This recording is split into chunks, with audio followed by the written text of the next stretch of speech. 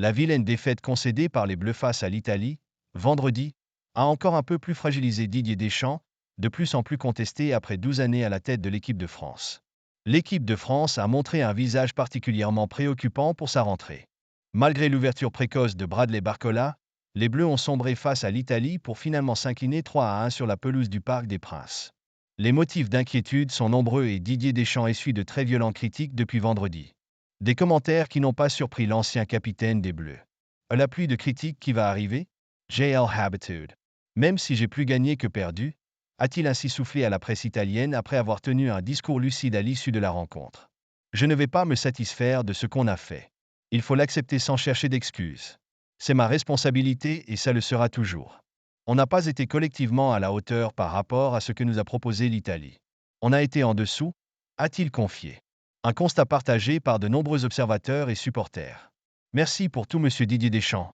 Et pour beaucoup, Didier Deschamps n'est plus l'homme de la situation. Le souvenir de 2018 ou de 2022 ne suffit plus et les appels à son départ se multiplient.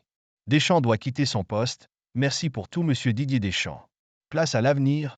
Deschamps dehors. Il doit être lucide et laisser sa place. Deschamps doit démissionner. Stop. Tels sont quelques-uns des messages qui ont fleuri sur les réseaux sociaux à l'issue de la rencontre, vendredi.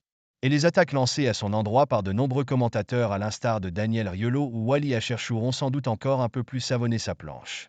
Pour autant, un départ de Didier Deschamps ne semble pas d'actualité. En témoignent les propos de Philippe Diallo, le président de la Fédération française, dans les colonnes du Figaro. Il a un contrat jusqu'en 2026, il remplit les objectifs et donne satisfaction. A ainsi confié le patron de la 3F au sujet de celui qu'il considère comme le plus grand sélectionneur de l'histoire de l'équipe de France. Didier est sous contrat jusqu'en 2026, donc la question n'est pas, aujourd'hui, d'actualité. La question du moment, et j'ai aimé ce mot de Didier Deschamps, de réoxygéner l'équipe, a-t-il renchéri. Cette réoxygénation, c'est la volonté de Didier Deschamps et je la partage. Je pense qu'il va se servir de cette Ligue des Nations pour préparer notre objectif majeur, la Coupe du Monde 2026. On est en train de bâtir l'équipe pour que les Bleus soient au rendez-vous aux États-Unis.